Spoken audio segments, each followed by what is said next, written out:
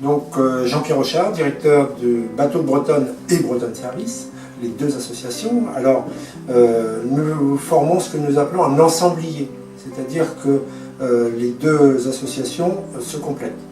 Les deux associations ont le même conseil d'administration, la même direction et une mission commune, amener à une meilleure situation d'emploi des personnes qui ont des difficultés d'insertion professionnelle. Voilà. C'est commun aux deux associations. Depuis une dizaine d'années, nous répondons aux besoins des personnes âgées par le biais du portage des repas. Ce sont des personnes la plupart du temps isolées.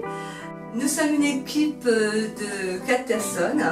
Moi, je suis la coordinatrice et nous avons 3 agents de portage des repas. Nous sommes livrés dans la nuit par la cuisine centrale et nous devons dispatcher tous les menus dans des petites caissettes que nous livrons entre la Mailleraie et Duclerc avec un camion frigorifique en respectant la chaîne du froid. Nous livrons entre 8h et midi, environ une 50aine de clients. Et depuis 1 an et demi, la demande est croissante. Marlène Nicole, encadrante technique depuis 7 ans au bateau de Bretonne, sur le chantier à Bicenne, avec une activité repassage couture. Cette activité se déroule essentiellement auprès des entreprises où nous faisons de l'enlevé-livré.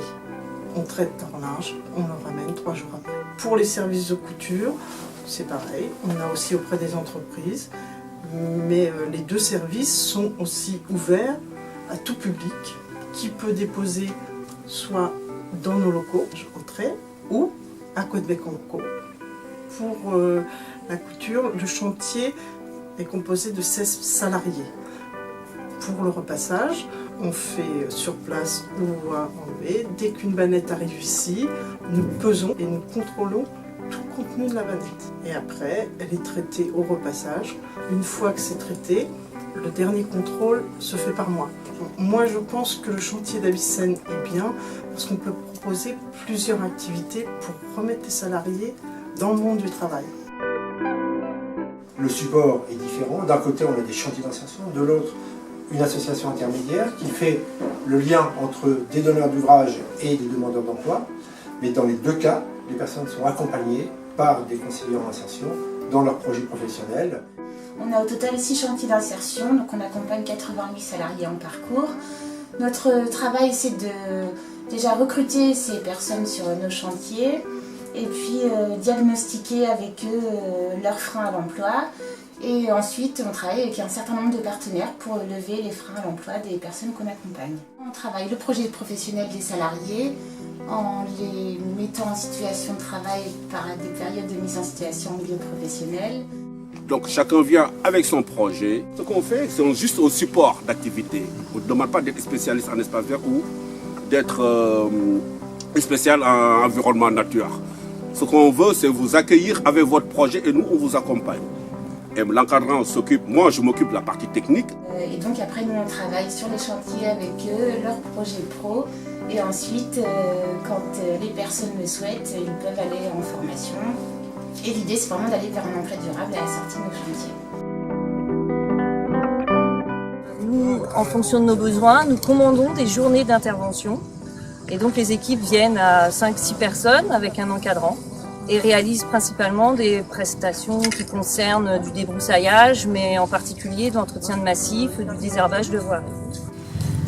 Sur la commune de Port-Jérôme-sur-Seine, c'est à peu près 90 journées d'intervention par an quand même. Donc pour le service espace vert, c'est pas du tout négligeable et c'est vraiment une grande aide. J'encadre une équipe de 14 personnes. Le but d'un chantier d'insertion, c'est de redonner confiance aux personnes et leur ramener tous les outils nécessaires pour qu'ils retrouvent un emploi. Et lever tous les freins, qu'ils soient des freins mobilité, des problèmes de santé et aussi dans certains cas l'illettrisme sur lequel il y a des formations de base et nous avons vraiment des outils nécessaires pour amener toutes ces personnes.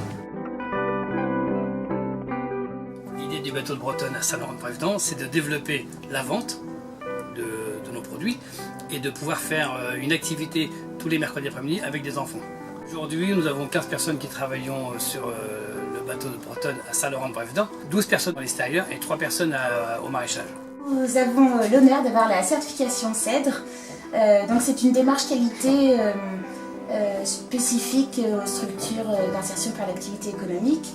Et donc c'est un outil plutôt agréable parce qu'il nous permet de tous travailler de la même façon, avec les mêmes outils, les mêmes supports. Et donc on parle tous la même langue et donc c'est plutôt confortable pour travailler. L'association s'est vue confiée par le département d'entretien du chantier.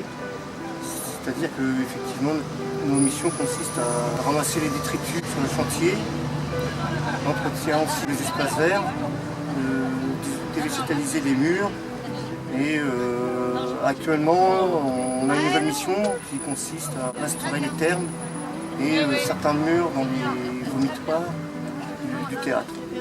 Donc ceci a été vu aussi avec naturellement la direction du patrimoine. Et mon travail consiste aussi à effectivement enseigner la maçonnerie aux salariés qui sont sur le chantier et veiller à la sécurité des salariés quand ils utilisent tous les matériels d'entretien des espaces verts. Il y a 12 salariés en insertion. Nous sur le chantier c'est particulier puisque effectivement sur le chantier ils font l'entretien en ville. Nous on est sur un monument. Et nous avons naturellement beaucoup de contacts avec les touristes, mais aussi avec les habitants de Lisbonne et notamment avec les voisins. C'est valorisant aussi pour les salariés, puisque c'est directement les touristes ou les habitants qui leur disent que le chantier est de mieux en mieux entretenu. C'est vrai que c'est valorisant aussi, que ce soit quelqu'un d'autre que l'encadrant ou le donneur d'ordre qui leur dit ça.